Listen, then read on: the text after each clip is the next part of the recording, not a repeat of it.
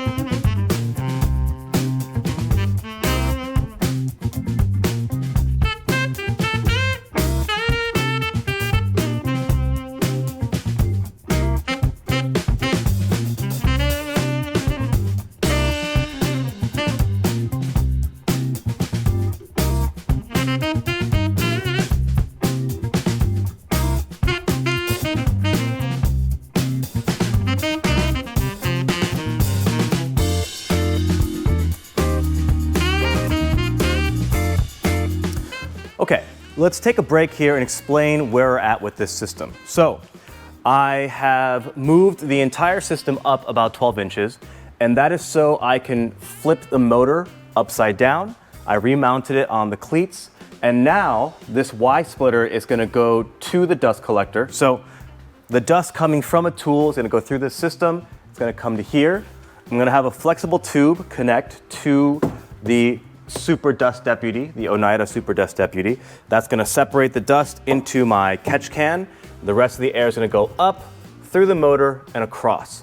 Now that it's across into here, I have this secondary bucket that is on a twist to remove kind of locking system. It's called a Gamma Seal lid. Again, big thanks to Patriot DIY for showing me how to use all these components together. And this is going to get mounted to a plate here to serve as a secondary catch collection can. And all the rest of the air is going to go up into my Merv 15 Wynn Environmental filter and out into the shop. I also moved everything up so that the environmental filter has more space for the air to dissipate. I don't want to impede any airflow at the top because that's going to affect the system overall and kind of try to force dust out of little cracks and crevices throughout my system. So I need to make a mounting plate for this thing to be suspended, probably a French cleat thing here on this side. So I'll get that set up. I need to cut some flexible tube to connect this together. May even get rid of this Y just because it may not be necessary at this point. Get this mounting plate thing. Secure the environmental filter securely down. I also have to find a way to seal the gap that is between this metal cylinder and my pieces of plywood, so I'll figure that out as well. And once I do that, we'll be able to test this whole system and see how well it works.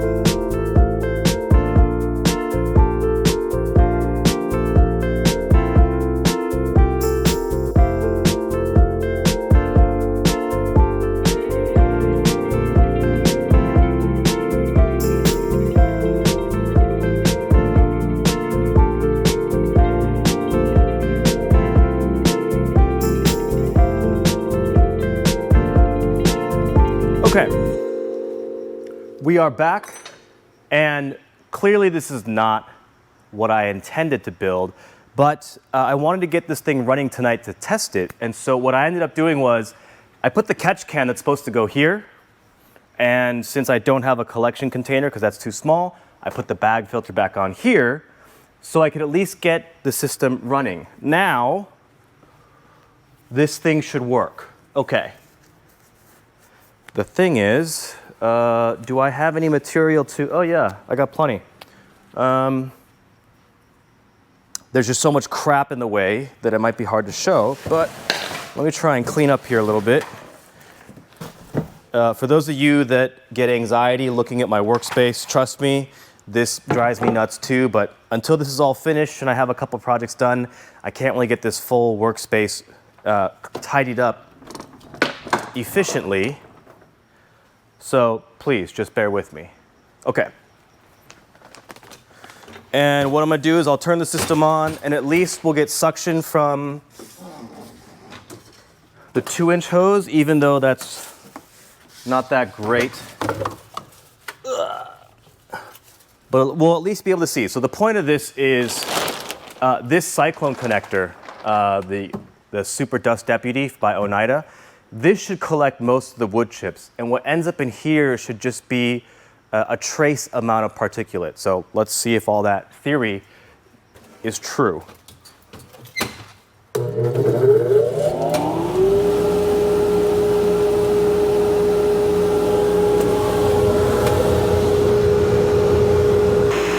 Okay, decent suction, so let's see.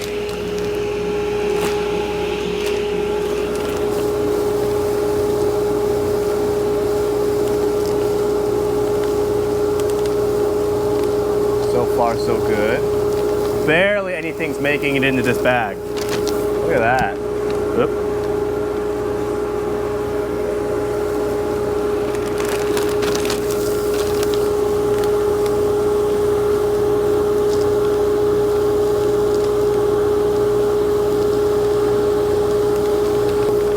Okay, that is a lot of material.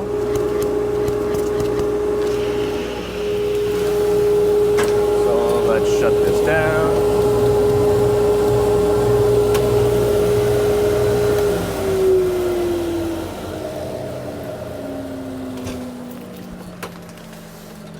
Okay, now I bet you that entire Home Depot box is completely full. Okay, let's move this bag out the way for now. There's like barely anything, like if you look in this, it's just fine, it's pretty fine dust particles. None of the wood chips. All the wood chips should be in here.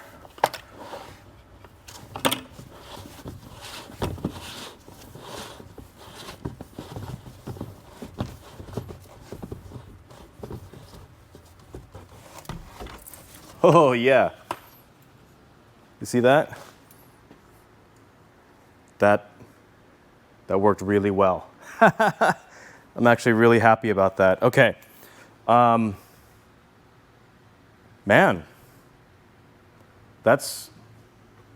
I'm impressed. Okay, so tomorrow when I come back, I'll have the right pieces to put this all together.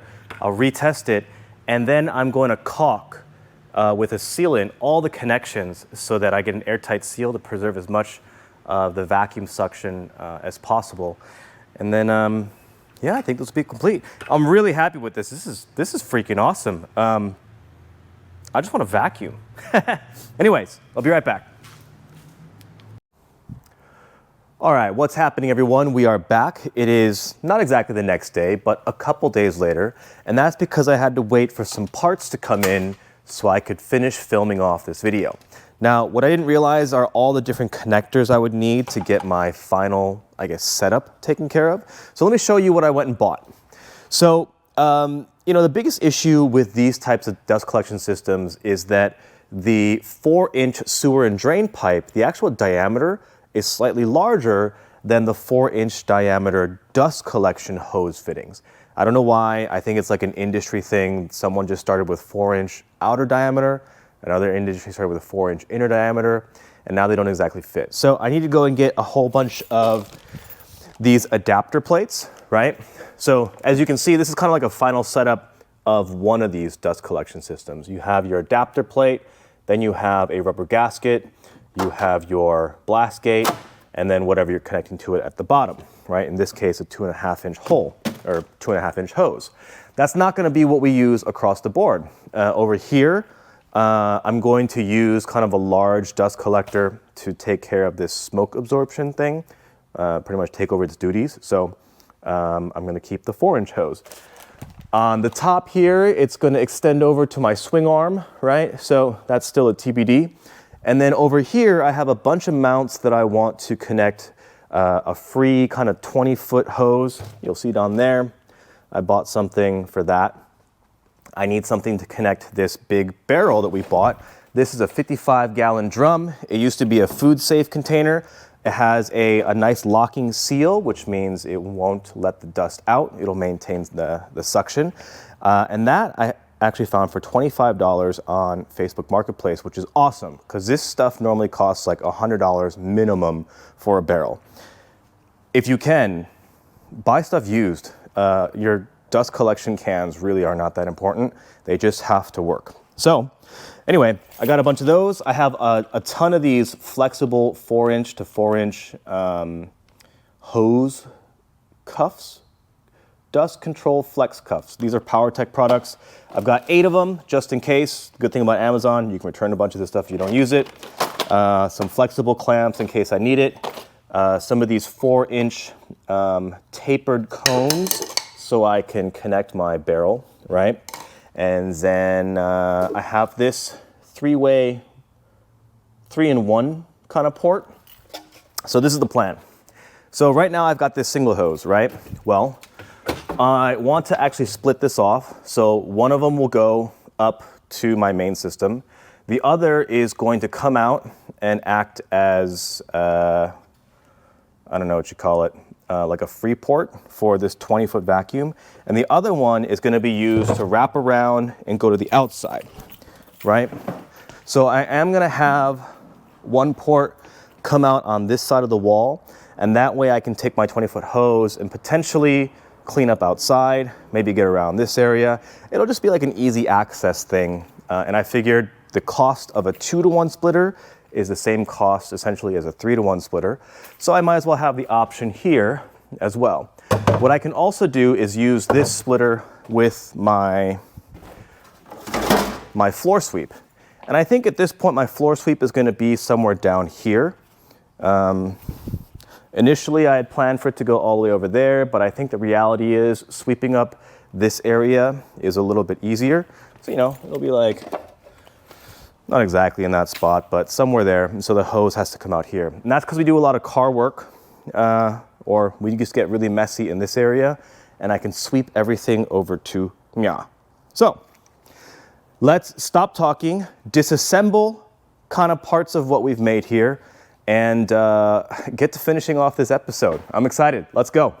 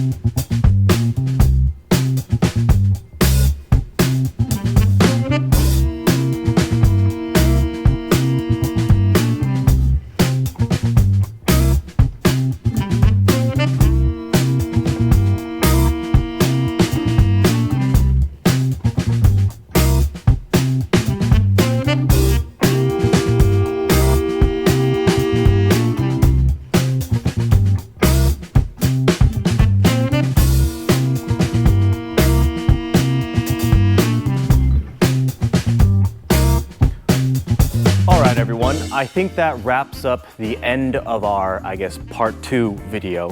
And let me show you what we've got going on here. So, like I said in the beginning, we had to change out these canisters. So now this is the 55-gallon drum, and the Home Depot bucket is now sitting below our Merv, I guess, air filtration system. So essentially, I've added a whole lot of piping, a bunch of wastegates, and a bunch of clamps and accessories for this entire wall section. So let's go through them. So I switched out to a 3 splitter, and I've got one going down to a floor sweep down here, right? And so I can sweep up this entire place, put it in here. I got a wastegate here. I've also got a Y splitter here for a wastegate that controls this really nice vacuum suction tube thing. So this is kind of my cleanup zone, right? Now I've got one of the main lines coming here to, I guess, eventually provide vacuum for whatever is going to happen on this section of the table, right? And then I've got the rest of my piping going up to the top. Remember, the Y splitter up there is going to go to my boom arm. I think I'm going to dedicate an entire video just to the boom arm because there's a lot going on with that as well. So anyway, subscribe for a notification for that next video because that's going to be what I'm doing directly after this. Anyway, I've got this coming down. We've got a Y splitter here. This is going to be my main dust collection port for my table saw. And it's going to be this thing. This is kind of like a concave fitting that goes here. And then that plugs into the back, into the back of the table saw. All right, you pull that out just a little, kind of sits like that. Let me grab you off of the tripod and help you kind of visualize here. There we go. And you can see all these clamps that I put in, or I guess the piping. This helps to secure everything in place, and that way I can pull on these wastegates and open and close them without the whole system shaking around or kind of jiggling loose any of my connections. So this is kind of like my main workhorse table saw. And then this little port here, I think eventually I'll have a connector, but this will allow me to connect something, I don't know, maybe I'm working on something else on one of these rolling tables. I'll be able to pull this out and do a little extra work there. So, 2-inch port here, 2-inch port here, moving along to the end here. And I don't quite have all the materials I need to make this work. Eventually what I want to do is attach a carbon filter, right, to I think what these are called are dust hoods. So I'm going to have like a big dust hood attached to this right here, and it's going to suck all of my soldering dust into this port, right? And so that's what this wastegate is for. And then of course I've got this end stopper that I don't know what to do with, but I kind of figure it's good for expansion later, but that just kind of sticks up in there and stays in there through friction. So that's kind of what I got going on. For sure, like, comment, let me know what you think of the system. Oh, the last thing, I have to update this. So right now I have a 4-inch to 4-inch kind of flex tube connection, and when there's a lot of dust, this is not big enough to really let all the dust filter in. It actually somehow gets sucked back up into the system and ends up in here, which is what I don't want. So they don't make really something bigger than a 5-inch. This is a 6-inch kind of exit port. So as opposed to permanently putting this can lid directly mounted to this piece, I'm going to use an 8-inch HVAC ducting connection, increase the size of this, increase the size of this, and that way much more debris will fall into here before it catches in there. So that's going to happen in the next video. And then all of these materials here, you see this large 2x6, this is going to be the main part of my boom arm. I've got some wood that I have to put on the, I guess the, what do you call that, the brick wall to create stabilization and support. And then we have this main tube that's going to act as kind of the main channel that a lot of the dust goes through. And then I'll figure out the rest from there. So stay tuned for that video 3. Catch you guys later.